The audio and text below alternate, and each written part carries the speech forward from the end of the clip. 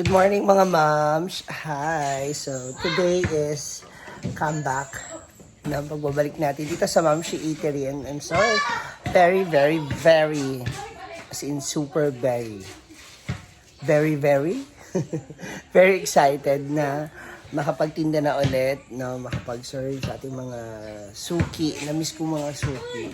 Though iilan lang naman yung mga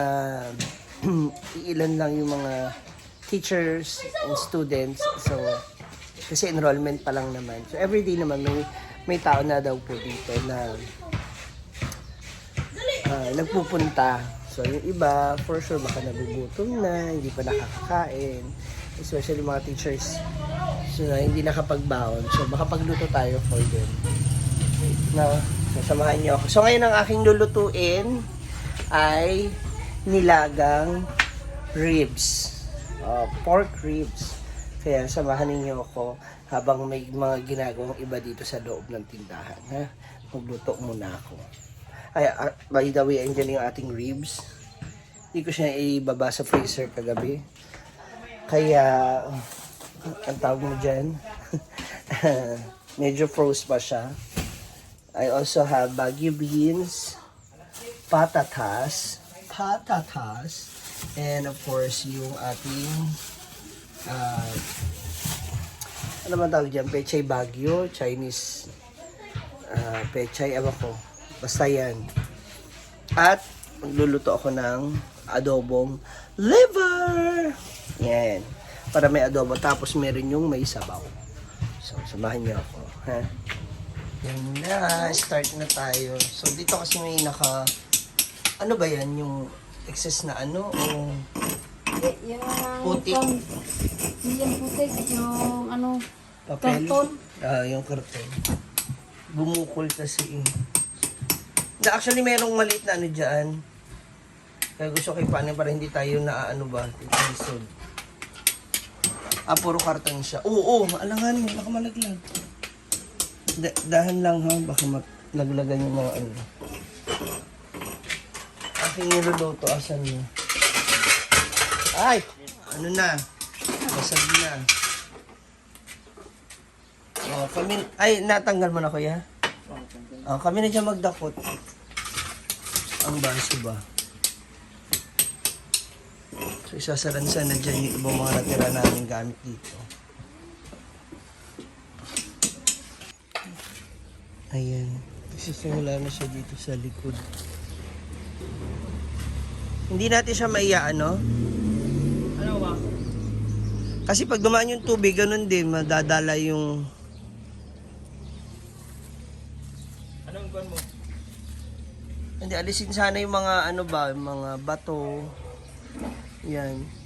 Hindi naman niya, pag umanod naman yung tubig. Diretso. Okay. Basta yung mga bato, alisin natin. Oo. Clear. Ilagay ko sa kilid para hindi na pupunta dun. Oo, sa loob. Sige. Para dito yan, daan yung tubig. Daan. Okay. Doon ko itambak yung mga bato. Hindi na natin maiba to dito. Ibato ko dyan pag ano. O para hindi na siya, para clear na siya dyan. Yan. Dito naman si Liday. Ano pa kami mga tinatapos sa loob. Habang ako ay nagluluto ng aming panindang ulam. Dami mo. Ayun yung mga nanay tsaka teachers. Hi ma'am! Good morning po. At ngayon naman, eto ako ay nag-gigisa na ng atay kasi it's adobong atay.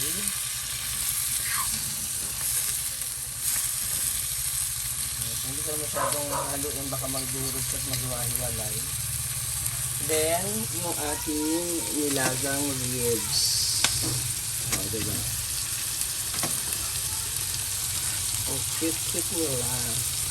Then, after that, pwede ko lang ilagay ang kumukulo na yan. Baguio beans. Yan, ang ating mga gulay. And, syempre, ang ating patatas. Yan, gulay natin ang ating patatas. Hanggang sa kumulo ito. Ulit. Yan. Hindi Ito naman. Pagay mo na siya.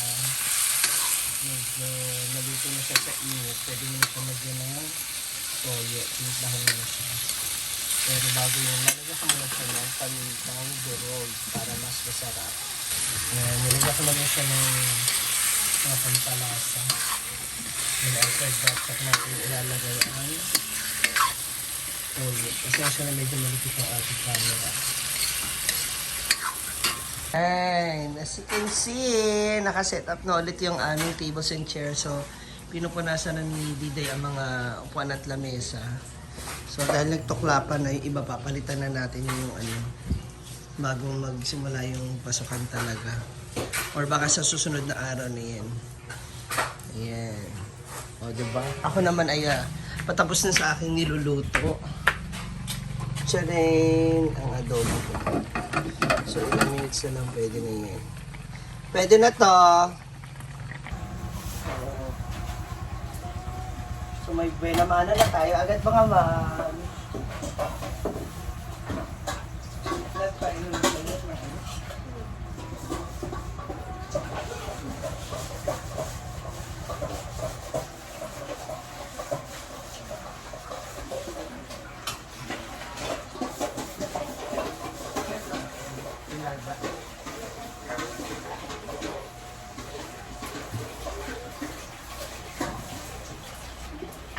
Wow, pero ano. Ito yung barya. Ayan. Ito isa sa mga major concern namin. Yan. Ang galing kuya. I love it. Para yung dadaanan dito, makalabas siya maigi.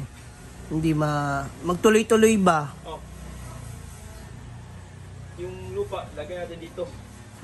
Para diretso siya, hindi siya. Oo, haharang doon. Thank you. Uy, doon pala yung tinignan kasi. O yung daanan. Doon pala yung daanan. Yung tubig na malakas ba? Hindi Correct. pala dito. Hindi dyan Dito naman. pala. Doon, galing sa taas. Oh. Yan, at si Diday naman ay nagsasangag fried rice. Nagsasangag po siya ng kanin kasi may natira kaming kanin kahapon nung gumawa rin kami itong dalawa. So, natikman ko yung fried rice niya nung minsan nagluto siya. Talaga nagustuhan ito. Yan. Lami. Kain na na. Ayan, so kakain na muna kami. Ito na yung fried rice ni Diday. Ayan ang ating ulam. So kain muna tayo din. Later, tuloy tayo ulit sa trabaho natin. Kasi ang dami namin gagawin talaga. Sa iba dyan nagtatanong bakit hindi daw sa ipagawa sa may-ari. Naku, sinubukan ko po yan. Pero yun nga, since ako naman yung gumagamit, so, di ba? Unahin na lang po natin. Para walang hassle sa mga customers. And sa atin na rin dito sa mga katrabaho sa tindahan. Kain na, oy!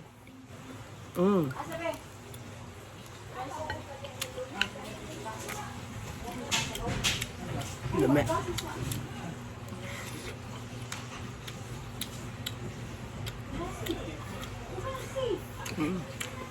Kamusta yung ating luto? Sarap man siya. Bagay siya sa kanin. Bagay. Yung lasa. Na? Sakto lang timpla. Kanin pa ba? Apa? Na. Ubusin nyo na yun. Huwag na kayo magtira ha. O ikaw, ba't diyan ka aling maliit? Hindi ka lamesa. May sarili po siyang mundo. Lami? Ha? Sure ba? Luto ni Ma'am Shi yan. Kailan enrollment ang anak mo? Bukas? Hindi. Enrollment ang anak mo? Sunod si mama. Next week? Ay, sa isudan. Yan na ating mga boys. Mga ano po ni Jana? Ano? Sa nilaga? Oo naman! Di ba Jana? Oo, tayong-tayo pa yan ha.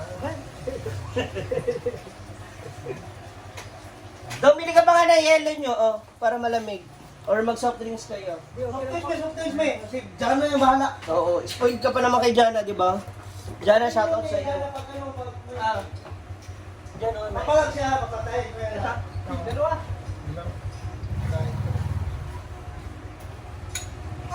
Ang sarap ah! Pag nakulang sa sabaw, ang sabi. May isang baril pa na sabaw dun. Sa katiba. Ikaw, ito rin sa'yo. Kasi isa na po. So, isa pa ako.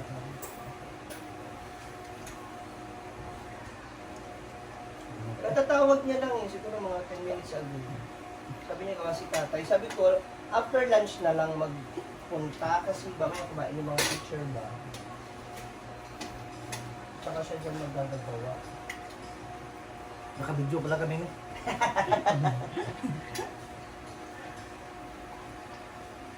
Tapos makita ng mga teacher, yun na lang natira, bala kayo dyan.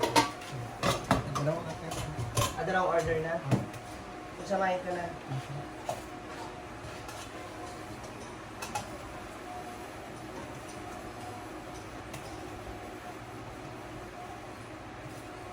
Hanin, tigsa dalawang order.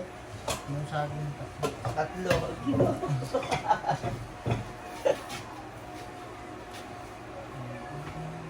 Sabi sana, itong mga tao ito abusado. Sabi mo, kapoy na kayo, nagutom. May sabaw pa at saka may ano pa, may atay. Sabi niya, ano yung binit-bit mo? Bayong lang. O, tigsa dalawang muna. Sunod kayo isa. Wala ako na na-discuss siya ng ano. Ano yan? Mas taas. Na to. Buang ka. Kamagdahan-dahan. Change ko.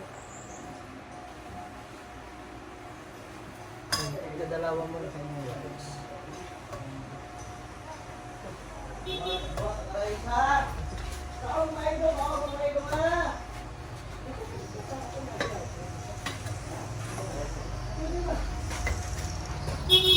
Ah! Kaya na rin! Oh! And finally, natapos na yung lunch break nila. So, may mga natira pa namang ulam. Hindi ko na nakuha ng iba natin mga customer. So, that's all for now mga moms. Ang pagbabalik ng Mom Chic Eatery. So, maraming salamat sa panonood and continue to spread the love.